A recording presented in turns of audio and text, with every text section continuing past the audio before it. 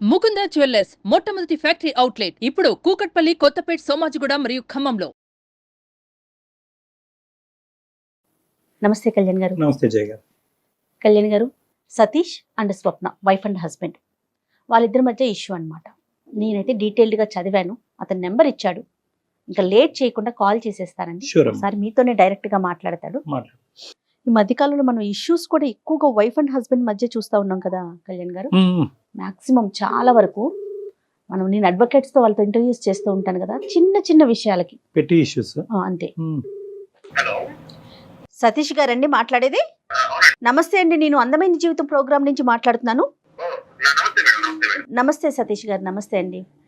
మీ mail చూశానండి, నేను doctor గారు ముందుంచాను ఈరోజు ఎపిసోడ్లో. అయితే డాక్టర్ కళ్యాణ్ చక్రవర్తి గారు కూడా మీతో మాట్లాడతారు. ఒకసారి జస్ట్ మినిట్ అండి, డాక్టర్ గారితో మాట్లాడండి. సతీష్ నమస్తే నాన్న. నమస్తే నమస్తే. చెప్పినాను, ఎక్కడ మీరు ఉండేది, ఎక్కడ మీ వయసు ఎంత, సమస్య ఏంటి? నేను హైదరాబాద్ లో ఉంటున్నాను సార్. Good, okay. నేను ఒక చిన్న యాడ్ ఏజెన్సీ పెట్టుకున్నాను సార్. Super, okay. ఒక చిన్న సమస్య ఏంటంటే సార్, అంటే ఎప్పుడు చూడటమే తప్ప ఫస్ట్ టైం నా సమస్య కూడా మీ దగ్గరికి వస్తుందని చెప్పి నేను ఏదైతే కల్లో కూడా అనుకోలేదు సార్. కాకపోతే పరిస్థితులు అలా అయినాయి సార్. మీరే నాకు న్యాయం చేస్తారనే ఉద్దేశంతో ఫోన్ చేస్తున్నాను సార్. తప్పకుండా సార్. ఏం లేదు సార్, నాకు పెళ్ళయింది సార్. పెళ్ళైన తర్వాత ఇద్దరు పిల్లలు సార్, ఒక అమ్మాయి ఒక అబ్బాయి. జీవితం మీలాగే అందమైన జీవితంలా సాగిపోతుంది సార్. ఈ మధ్యలో మా ఆవిడ ఒక 1 వీక్ బ్యాక్ ఇంటికి వెళ్ళింది సార్. వాళ్ళ అమ్మగారి ఇంటికి వెళ్ళి వస్తానని చెప్పి వెళ్ళారు. వెళ్ళి వచ్చిన దగ్గర నుంచి ఒక కొత్త మనిషిని చూసినట్టుంది సార్ నాకు ఇంట్లో. అంటే అంతకుముందు చాలా అన్యోన్యంగా ఉండేది సార్. ఈ వచ్చిన దగ్గర నుంచి మనం విడాకులు తీసుకుందాం అనే ఒక టాపిక్ ని ప్రతిసారి తీసుకొచ్చేస్తుంది. అంటే యాడ్ ఏజెన్సీ అంటే ఎన్నో సమస్యలు సార్ మాకు, క్లయింట్స్ తో వాటితో వీటితో. అసలు మైండ్ ఎలా అయిపోయిందంటే సార్, అసలు మైండ్ డిస్టర్బ్ చేసేస్తుంది సార్. ఇంటికి వెళితే ఫోన్ చేస్తే ఫస్ట్ అడిగే మాట ఎప్పుడు విడాకులు తీసుకుందాం. ఇది అసలు ఎలా అయిందంటే సార్, విడాకులు అంటే ఏదో చాలా చాలా సింపుల్ గా చెప్పేస్తుంది సార్. నాకు చాలా బాధ వేస్తుంది, ఎందుకంటే ఒక 2 పిల్లలు ఉన్నారు మాకు. ఎన్ని ఇయర్స్ అవుతుందండి సతీష్ గారి పెళ్ళయి? నాకు నియర్లీ 8 years అయింది మేడం. 8 years, ఇద్దరు పిల్లలు. అవును మేడం, అవును. ఆవిడ వర్కింగ్ సతీష్? లేదండి, హౌస్ వైఫ్ మేడం. హౌస్ వైఫే. పెద్దలు కుదిర్చిన వివాహమేనండి మీ ఇద్దరిది? పెద్దలు కుదిర్చిన వివాహం మేడం. సరే, ఇప్పుడు సతీష్ అది కాదు, ఇప్పుడు నీకెంత ఆశ్చర్యంగా ఉందో, మేము ఎప్పుడు ఇలాంటి సబ్జెక్ట్ వినలేదు. అంటే ఇంతకు ముందు ఎప్పుడు ఆవిడ పుట్టింటికి వెళ్ళలేదా, లేదంటే అక్కడి నుంచి ఏమైనా బ్రెయిన్ వాష్ జరిగిందా, లేదంటే మీరు పూర్తిగా విప్పి చెప్పట్లేదా మాకు? లేదు సార్, మా అత్తయ్య గారు, మా మామయ్య గారు గానీ, మా మిస్సెస్ గానీ ఎప్పుడు వెళ్ళినా సార్ మేము ఫ్యామిలీతోనే వెళ్తాం. నాకు ఒక చిన్న వర్క్ ఉండటం వల్ల ఈసారి నేను వెళ్ళొస్తానంటే మీరు ఉండండి అంటేనే నేను ఆమెను పంపించాను సార్. ఎప్పుడు వెళ్ళినా కలిసే వెళ్తాం, ఎప్పుడు ఇలాంటి సిచ్యువేషన్ జరగలేదు సార్. ఏమీ లేకుండా ఒక అమ్మాయి అయితే ఏదైనా చూడకూడదన్న అమ్మాయి చూసి ఉండాలి, లేదంటే పిచ్చిదన్న అయి ఉండాలి. ఈ రెండిట్లో ఏదో ఒకే సబ్జెక్ట్ ఉంటుంది. ఇప్పుడు అంతకుముందు మీరు ఎంత ప్రేమిస్తున్నారంటే, 2 పిల్లల కన్నా 8 సంవత్సరాలు ప్రయాణం చేస్తుంది, మీకంటే ఎక్కువగానే ఆవిడ మిమ్మల్ని ప్రేమించి ఉంటుంది. సో ఎంతో కొంత ఏదో ఒక ఈ పర్టికులర్ ఇష్యూ మీద నాకు అనుమానం ఉంది సార్, లేదంటే ఈ సబ్జెక్ట్ మీద నాకు క్లారిటీ రాలేదు అనేది ఏమన్నా ఉందా అంతకు ముందు మీ ఇద్దరి మధ్యలో? మా ఇద్దరి మధ్యలో నేను ఆమెను అనుమానించడం గానీ, నన్ను ఆమె అనుమానించడం గానీ ఇప్పటి వరకు ఎప్పుడు అలాంటి ఇష్యూస్ ఎప్పుడు లేవు మేడం.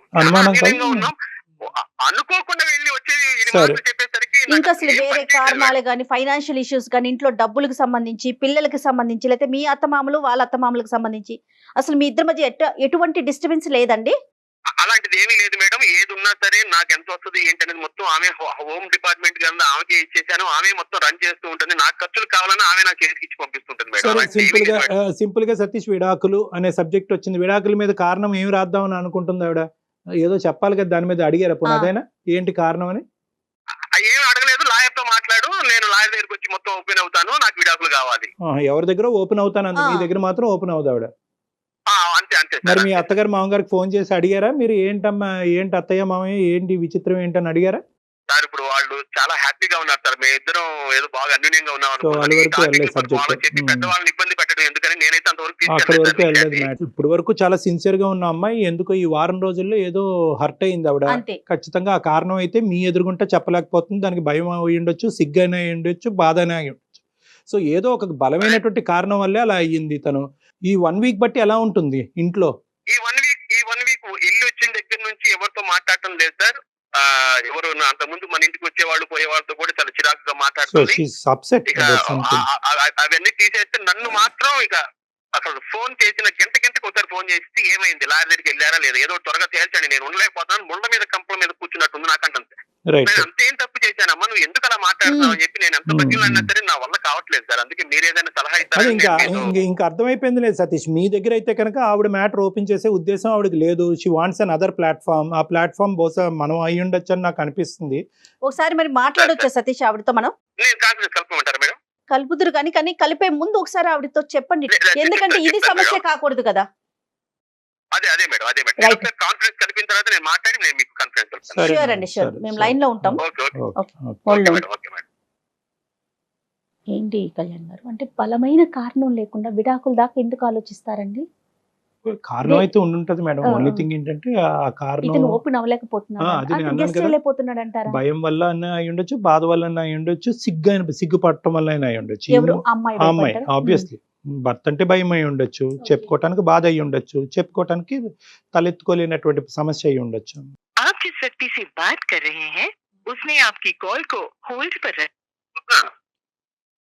హలో స్వప్న, చెప్పు.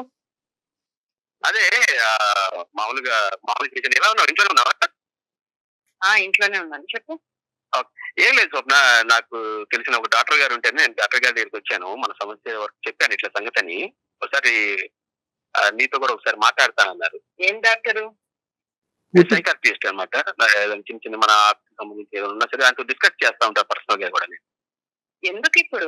లేదురా, నువ్వేమో కదిలితే విడాకులు అంటున్నావు. మరి ఇద్దరు ఎంత అన్యూనంగా ఉన్నావు నీకు కూడా తెలుసు. నువ్వు ఈ టైంలో నువ్వు నాకు విడాకులు అనేసరికి నాకేం అర్థం కాదు. ఎందుకంటే నువ్వు లేకుండా నేను జీవితం అనేది నాకు బ్లాంక్ గా కనిపిస్తుంది. ఇప్పుడు అదంతా కాదు, ఎవరున్నారు ఇప్పుడు?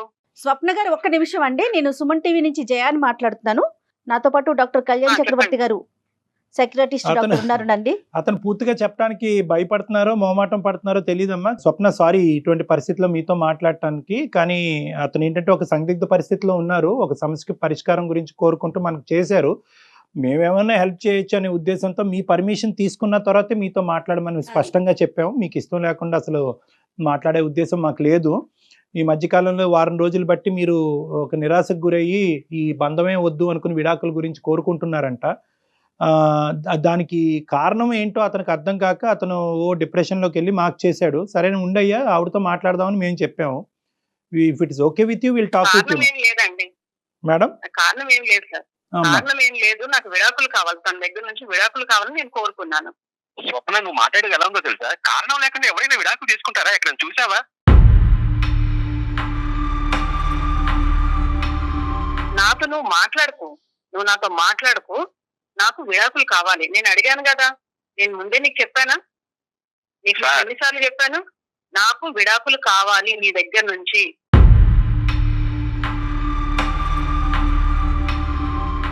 సార్ డాక్టర్ గారు. సార్ చెప్పండి. సతీష్ విడాకులు చాక్లెట్లు లాగా విడాకులు ఒక్క నిమిషం నాయన తమ్ముడు ఒక్క నిమిషం టైం ఆవిడని మాట్లాడిని అయ్యా. ఆవిడ స్వప్న దేనికన్నా ఒక కారణం ఉంటది కదమ్మా. ఇంత పెద్ద నిర్ణయం తీసుకుని ఇద్దరు పిల్లలు కన్నా తర్వాత ఇంత పెద్ద నిర్ణయం తీసుకోవడానికి ఒక కారణం అయితే ఉండాలి కదమ్మా. బలమైన కారణమే ఉండుంటుంది స్వప్న, చెప్పండి మీరు. అంటే నేను అవన్నీ ఇప్పుడు చెప్పలేనండి.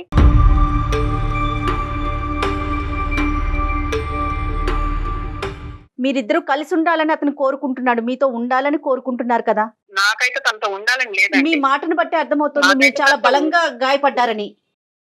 The issue is clear that you don't want to stay with him అమ్మ. మీ ఇద్దరు కలిసి ముందుకు ప్రయాణం చేయాలని అనుకోవట్లేదు అన్నది మా అందరికీ క్లియర్ కట్ గా అర్థమైంది. కానీ ఏంటంటే ఒక కారణం గురించి మాట్లాడుకుంటే కనుక అతనికి ఒక కంఫర్ట్ ఉంటుంది. నేను అవన్నీ చెప్పలేనండి, నేను అవన్నీ మాట్లాడలేను.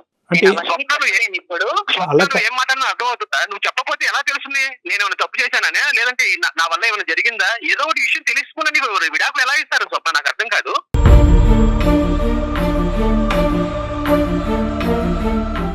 అక్కడ డాక్టర్ గారు ఉన్నారు మనకంటే పెద్దవాళ్ళు. నేను ఏదో సమస్యను కొరకు చెప్తే కనుక వాళ్ళు ఏదో ఒకటి మన సొల్యూషన్ ఇస్తారని నేను ఇక్కడ వరకు తీసుకొస్తే నువ్వు నేను చెప్పనంటే చెప్పకపోతే ఏంటి? అట్లా కాదు చెడ్డవాడిగా ముద్ర మీరేసేసుకుంటున్నారు ముందే. అట్లా కాదు సతీష్, అట్లా కాదు. అలాగే ఉంది సార్. ఇప్పుడు ఎవరైనా సరే ఏమనుకుంటారు సార్, ఉన్నట్టుండి పెళ్ళం విడాకులు ఇచ్చి వెళ్ళిపోతున్నారు అవుతుందంటే ఏమనుకుంటారు సార్? ఇప్పుడు మీరైనా సరే అదే అనుకుంటారు, ఏం చేశాడు వీడు అని చెప్పి.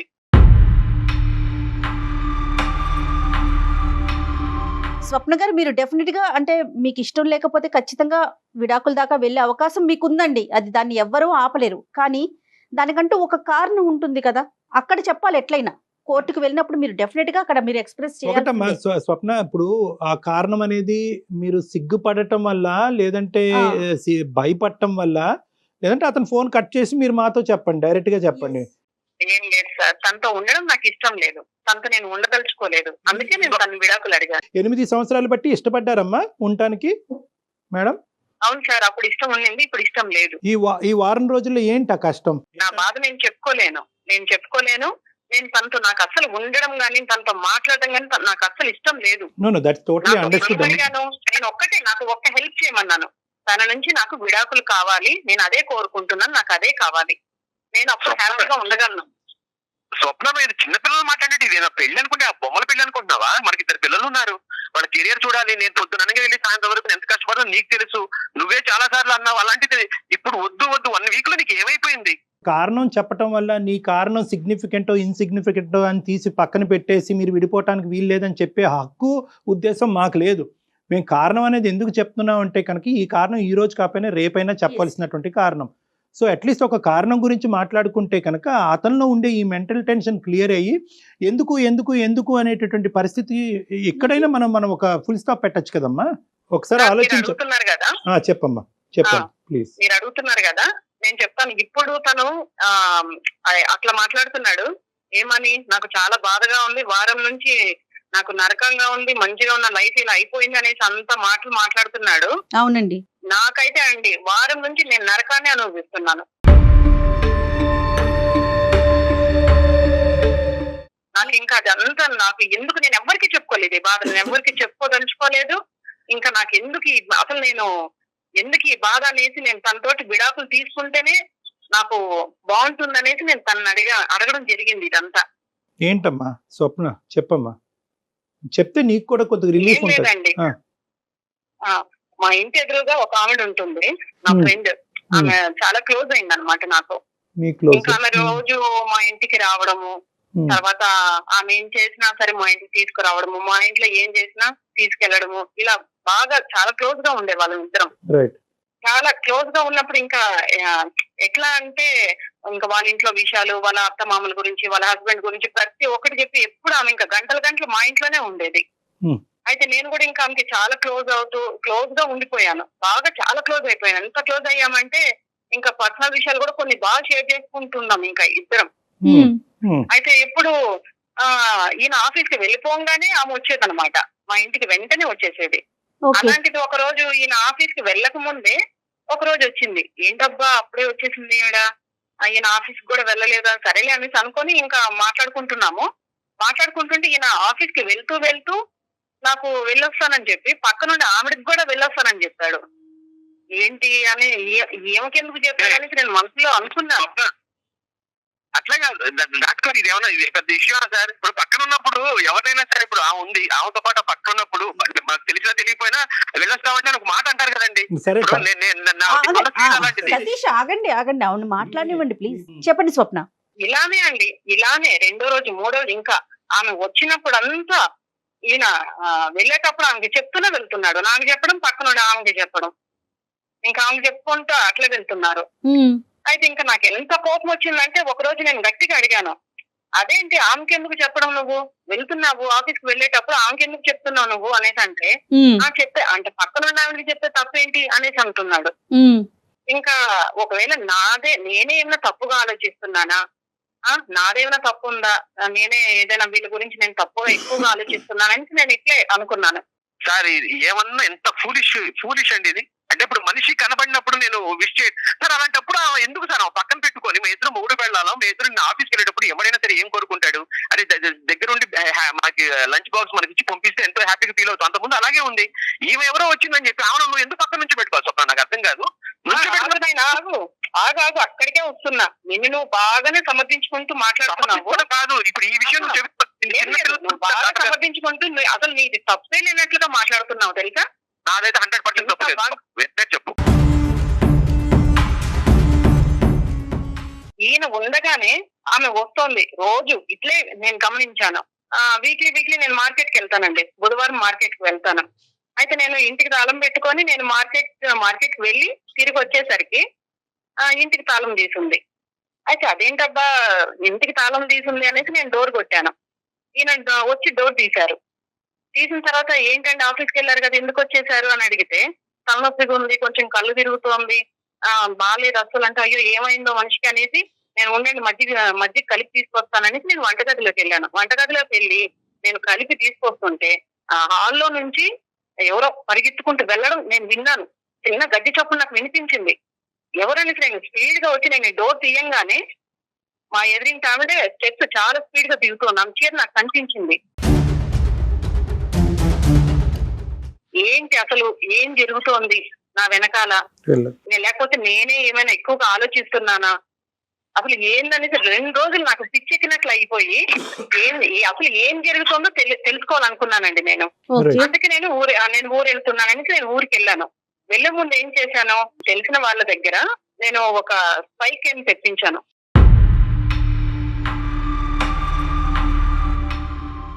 తెప్పించి అది మా బెడ్రూమ్ లోనే ఒక టెడ్డీ బియర్ లో ఇట్లా ఫిక్స్ చేసుకోవాలి మేడం అనేసి నాకు వివరించారు వాళ్ళు నాకు.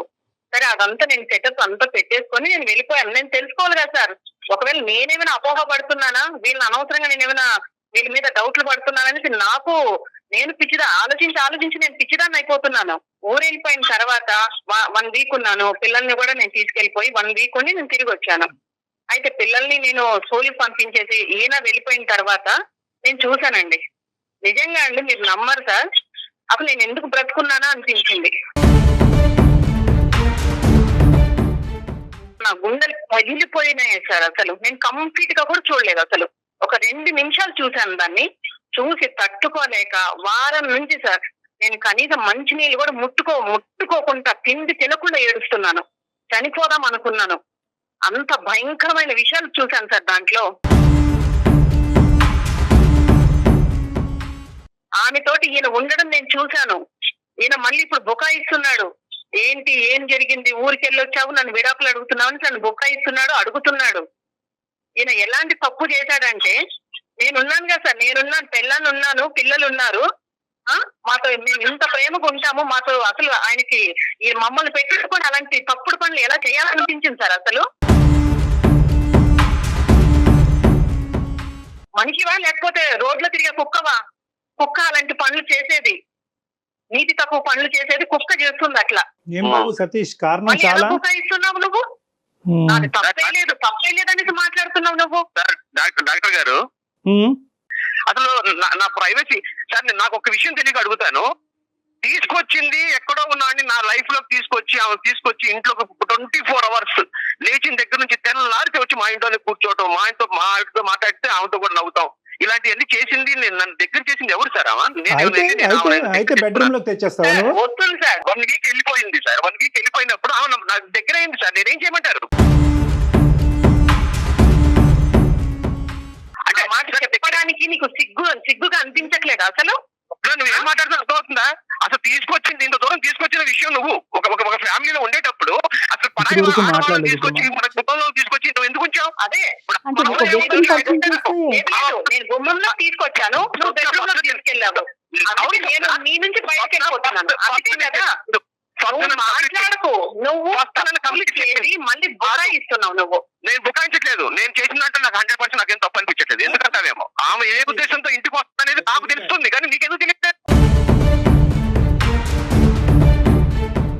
సతీష్ ఒక్కసారండి, ఒక్క నిమిషం మేడం ఒక్క నిమిషం అండి. ఇప్పుడు వరకు ఏంటంటే మేము ప్రేమించుకున్నాము, మేము ఇంత ఇదిగా ఉన్నాం, అంత ఇదిగా ఉన్నాం, ఒక కారణం చెప్తే కనుక నా భార్యను వదిలి అయిపోయింది అంత గాలికి కలిసిపోయిందా? ఇప్పుడు ఒక స్పై కెమెరా ఇప్పుడు కూడా చెబుతున్నాను, నా పెళ్ళాం అంటే నాకు ఇష్టం సార్. నేను దాని మాత్రం వదిలిపెట్టే పరిస్థితి లేదు. దాని మాత్రం నేను 100% మీకు చెప్తున్నాను. మేడం నేను ఒకటే నేను చెప్తున్నాను మేడం, మీరు ఇప్పుడు ఏమో చెప్పేదాన్ని బట్టి ఎప్పుడైనా సరే మేడం, సమాజంలో మగవాడికి ఉన్న కంటే కూడా ఆడవాళ్ళకి ఎక్కువ అవకాశాలు ఉన్నాయి. వాళ్ళు చెప్పింది నమ్ముతారు.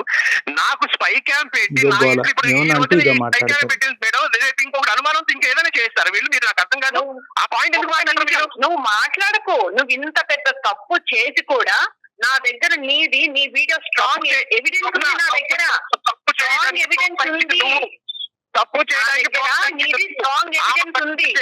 అయినప్పటికీ కూడా నువ్వు ఇలా బుకాయించి ఎంత దబాయించి Topic divert చేస్తున్నాడు మాట్లాడుతున్నావంటే తప్పు చేసింది అవును నీకు తెలీదా? ఎక్కడి నుంచి ఎక్కడి వరకు చీరలు కట్టుకొచ్చి ఎలా నన్ను టెంప్ట్ చేస్తుంది ప్రతి ఒక్క మొగడు, నాకే కాదు ఎవరికైనా సరే, ముసలాడికైనా సరే అనిపిస్తుంది, నన్ను తీసుకెళ్లాలనిపించింది అంతే. సార్ వింటున్నారా సో మీరు? ఇంకా నీ భార్య ఎలా అనేటటువంటి ఆవిడ మాట్లాడుతున్నారు మీరు? వింటున్నారా? బాబు మీ భార్య అనేటటువంటి ఆవిడ ఎవరితోనో దగ్గరగా మాట్లాడితే నువ్వు ఆ హాల్లో కూర్చుంటే మీ భార్య లేనప్పుడు నువ్వు బెడ్రూమ్ లోకి తీసుకొస్తావు అంతేనా?